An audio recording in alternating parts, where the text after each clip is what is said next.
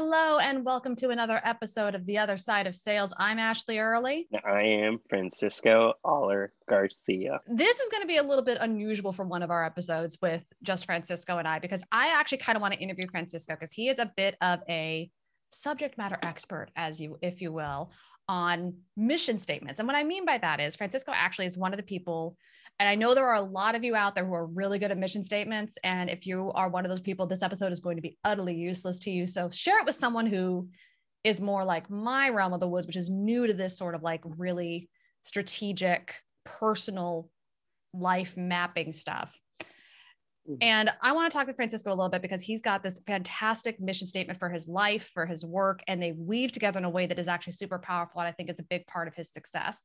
So on behalf of all of y'all, I'm going to talk to Francisco today about how he developed his mission statement, why it matters, the impact it's had on his life, and then his tips for how to build one for yourself. So how did you, what was the journey like for you in creating a mission statement? Why, how, and where, how did this come about? So it developed for me in it's always been a part of my life to have a mission. I think that's just kind of, being born with a disability.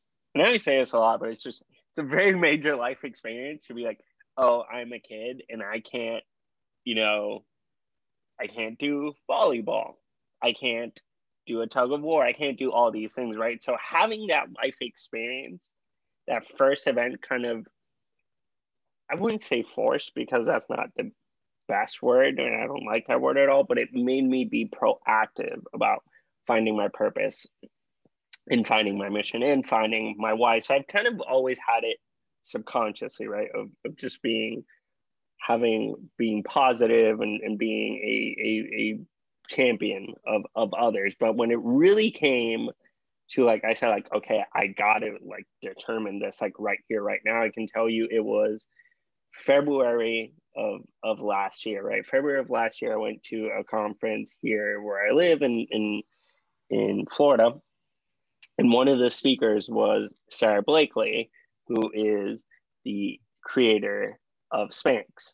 Not that I personally wear Spanx, great product from what I've heard around, but I don't wear it. As someone who wears Spanx, yes, Spanx are lovely. And what she said was her major thing, she said, my why is to elevate women. And I remember, so I had read the Start With Why book from Simon Sinek, which is a great starting resource. Absolutely do read it. It's very powerful. It teaches you kind of like the mechanics and like the science and all these different things behind it, but I'm going to speak more to it from my personal life perspective. So when she said my why is to elevate women, I was like, okay, and how that had transformed her life and how it was about serving others and lifting others. I was like, okay, I think I can do this. So I made my professional why, which is to elevate others, right? And the mother of all, or just the best thing that you can do in life, is model what other people do, but adjust it to you. Also, I realized that kind of rhymed in a way, which I wasn't intentionally trying to do, but it's important, right? So my professional why is to elevate others, and my personal why is to reshape what it means to live and thrive with a disability, to empower others to live life with self-acceptance and courage. And as you can see, or not really see because you're hearing me speak, as we can exactly, as we can infer, the common thing under it is gratitude, elevating others, and serve and making a difference, right? So those are kind of like the three core themes behind it. And I think what that does and what I've seen it do whenever I'm on a call or on a podcast or just on any medium of communication, that's something that I kind of make a point to highlight, right? It's like, I am a human. Yes, we may be talking about a partnership, about a sale, about X, Y, or Z, but this is who I am. at the end of the day. And that speaks volumes when people just go straight to, this is what I can do for you. But for people, ultimately, yes, that's one part of it. But if people know your passions, your values, and your interests, and they know that based on what you tell them, when something goes wrong, you'll be there, that makes a world of a difference. So that's why people, in seeing your why, and seeing those mission statements, it shows this kind of conviction and commitment to something bigger. All right. So that's the why. So it'll help with a lot of different things in your life, from purpose to direction to building more authentic connections quickly, which will mean you'll make more sales. But what was your process like? How did you create this? Because you've clearly got it down to a nice little couple sentences, which is brilliant. That makes my content writing heart very happy. But when I sit and think about going and sitting down and doing this for myself or with any of my clients, it's like, okay, how do you build that as I'm like Vogue with my hands and some weird modicum of explaining how to construct something? How do you build this? So the way I look at it is try and make it concise, right? But don't think that like you have to make it like this marketing slogan, because it's not. I mean, it's your internal working methodology, but it's not a marketing slogan. Mine just happens to be 2 words, right? And that's the first thing that I noticed when Sara Blakely spoke about her why. Hers was elevating women. I was like, very simple, very to the point, right? And it doesn't, at the end of the day, your personal why or your professional why doesn't have to be about what you do, right? Or I mean, not what you do, but like the product or what you're saying, or exactly what you're doing. I dare say your personal why, your personal mission statement cannot have anything to do with the product that you're selling. Exactly. It can't, because you are not your job. And especially in sales, I cannot say this enough.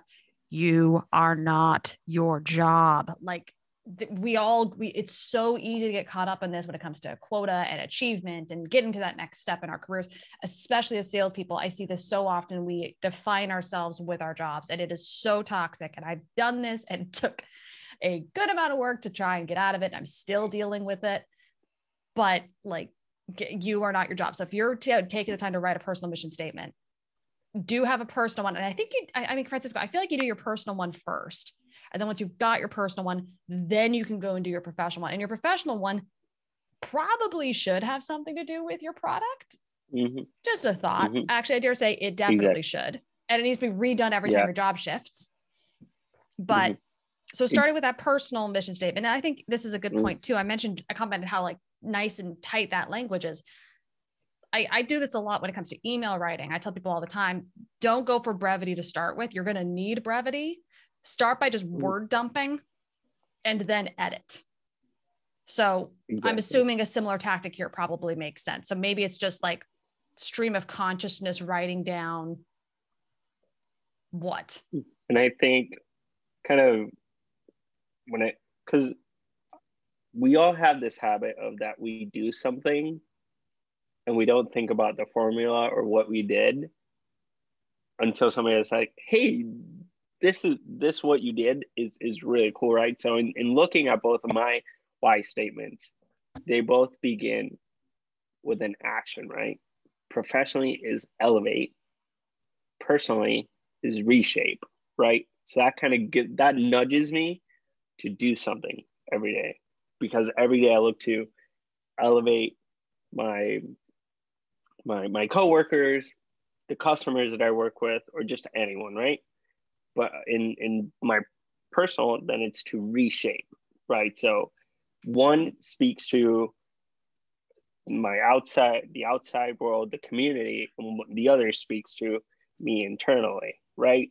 And if you can find a way to intersect both of those, that takes it to a whole other level, right? But don't go into it saying like. So you start with, what do you want to do? So what's the action you want to take? So maybe it's starting just by doing a quick list of a bunch of different potential things that you want to do. And I think, correct me if I'm wrong here, I feel like it's a good idea to go big here and then narrow it back. So just we say like stream of consciousness, you can also go big. Like I want to, I mean, just perfect example, the mission, you know, the mission of Other Side of Sales is to shape B2B culture so everyone can thrive. That's a big freaking thing. Our short-term, you know, goals are different, but create a B2B sales culture where everyone can thrive. That's what we want to do. So, and that took us way too long to figure out as well. So you start with kind of what you want to do with a bunch of different things, but then what do we do? So we've got some ideas for things we want to do. Then what? Great question. So, which is also a catch-all statement for, let me think about what I'm going to say next. So dumping some fresh knowledge that you can use #sales your tip. Sales tip. Always say great question. Makes the other person feel great. Gives you that extra minute to think about what you're going to say. See, we're full of surprises here at the Other Side of Sales. But always adding value. That's the subject at hand. That's also another great topic for sales. But so first is the action, then is the outcome that you want to achieve, right? So what is the action you need to take to get to that outcome, right? And it can be super, super simple, or it can be sort of a run-on sentence, as my professional why is that my English teacher would kill me about, because that is a very long run-on sentence. But so action, outcome, right? If you start with those two things, write something down, and it's iterative, right? Don't just think that the statement that I write today is going to be my statement forever. I can tell you that in this 1 year that I've started like proactively doing this, these weren't my the two things that I had. But I also want to give a tip. If you run into kind of a writer's block or the why block, not the why is me block, but the why block, kind of think about what are 3 themes, right? So for me, when I went to write this, my 3 were to learn something from someone every day, to be a champion of community, and 3, to change perspectives and to make my community better, right? And those are kind of like, if you have that North Star, those guiding points, then the journey to writing the sentence behind it comes much simpler. And just write it down, honestly. Like I can tell you from personal experience, the more you think about something, the more you can go down a rabbit hole. But once you put it on a piece of paper, it's kind of like an anchor. It's like, okay, now I have to write about this. No, I cannot stress the importance of writing things down. And I would say, even for me, at least, I tend to start when it comes to big projects, non-work related big projects, like really stuff that is hyper strategic, deeply personal, or anything that's just emotionally charged. I start with good old fashioned pen and paper.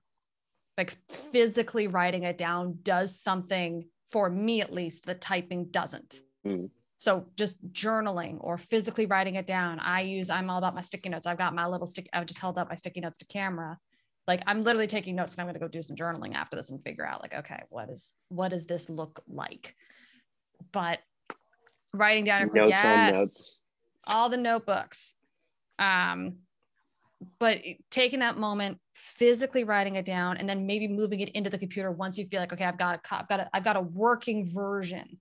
Now it's going to be, maybe I go to canva.com and make an account and make some pretty word art with it, and that becomes the background to your computer or desktop to your computer or something like that.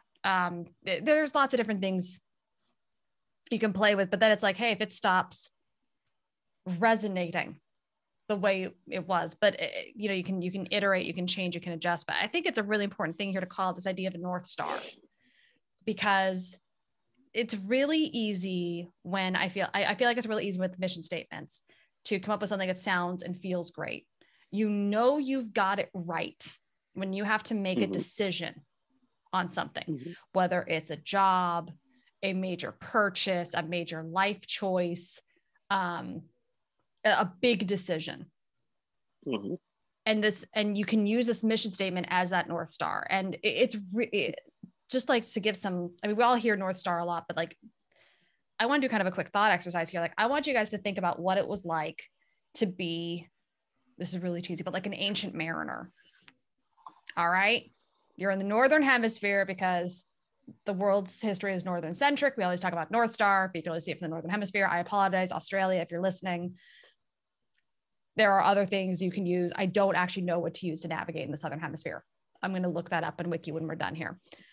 But like, you are in the middle of blackness, in the middle of the ocean, and all you've got are the stars to figure out not just like where you are, but how to get to where you need to go. Home, another continent, an island in the middle of the ocean that you know from a map. And the way you do that is by identifying a static point, which is the North Star.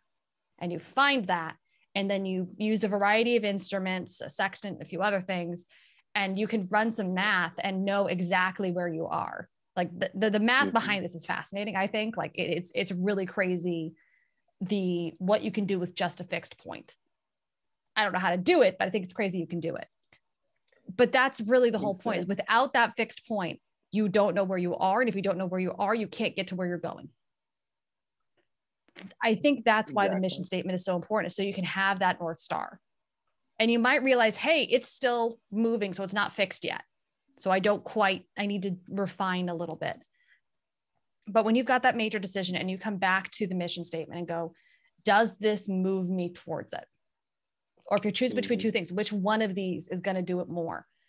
It makes those decisions easier from a stress perspective, from a time perspective, and from I think as well, from a just general confidence perspective. You know, if you go into something and you could be wrong. We've all been there. I mean, if you're listening to this, I know, especially there was a ton of people this happened last year in 2020, you take a job, you think it's going to be one way. You think, yes, this is going to align me towards my mission. You get in there and you realize, holy crap, this is not what I thought it was. But then it gives you the confidence to go, whoa, this wasn't what I thought it was. Reverse, I'm not where I thought I was. I'm going to go fix this, versus sticking someplace you know is toxic, you know is not healthy, and is not going to get you where you need to go. It makes it a lot clearer, where without the mission statement, you might be like, oh, it'll get better. It's easier to justify staying in a place that is not moving you forward.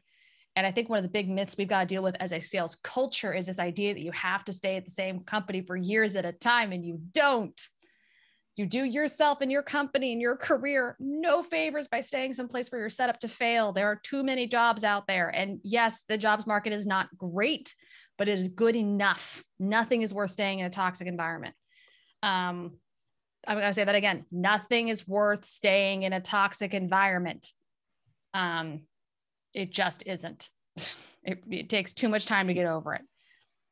But that North Star is so important, and it's so helpful, and the mission statement is there. So hitting this again. So start with kind of your core principles, write out what you want to do, write out the desired outcomes, and then just start playing with it and iterate and iterate and iterate.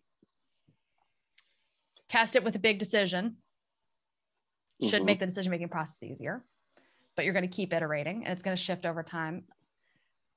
But let's just, before we kind of wrap up, I want to talk about kind of this fusion between the personal and the professional, because that's something a lot of us, and especially when people talk about work-life balance, which is an interesting term and very loaded depending on how you define it. But Francisco, I know your two actually kind of interweave in a pretty cool way. So talk about, how do you think about how those two work together, and how to keep them working together and not pulling against each other? I think the biggest thing that I was very intentional of is understanding, and now even more so in our remote first world, at least in my case, where I work for a digital first company, is that my your personal and your professional life will always blend. And if you can find a did you say a wom? Find a way for them to interweave, as we talk about, then you're creating momentum, right? Because you're striving towards the same thing, right? So exactly that. So I'm pulling against each other. But I think of what you said before is either work it in regularly, right? Whether it be kind of like, you can be like a business of sorts. Remember, like in life, and this is something that I read by Peter Drucker, is like, you're the CEO of your career, of your life. So take those actions with intentionality, whether it be that you review them on a monthly or quarterly basis. Always make sure that you take a step back to see a bird's eye view of your whys. And then the other stuff that I do is talk it out, right? Sometimes I like to write, but other times when you hear yourself, you let your thoughts run and you let your brain discover.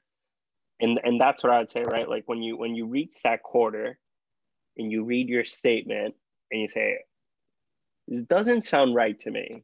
Like in the center, if you're thinking about chocolate, that nougaty center, that sounds great. But then the outside isn't what I want it to be, then talk it out, because then you'll start to really pick at it and find where is it that you want to take it. So that's kind of what I do, right? Is like about every quarter, like I look at them, or I look at, let me give you one more example. And that is that every new year, instead of doing goals, I do themes. And the themes I said were my themes for the year, which is what led to creating that personal why and that professional why. So when it comes back to next year, I'm going to create a different theme, and my whys may stay the same, or they may change. I can definitely do this more proactively, but that's just kind of how I found was that first step that I took after listening to Sara Blakely 2 years ago. I said last year, but last year, 2020. Time flies when you're having, like I said, time is irrelevant. Who can remember this stuff? Yeah, it's exactly.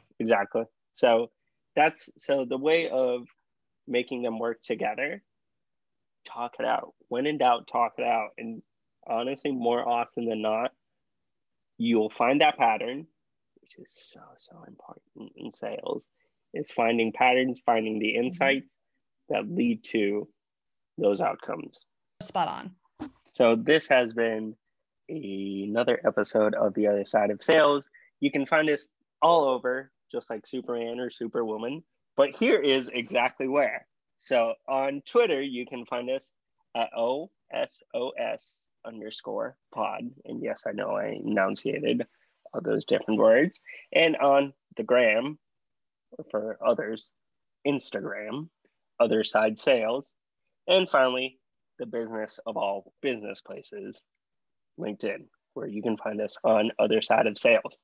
And you can find me anywhere talking about gratitude on LinkedIn or the gram.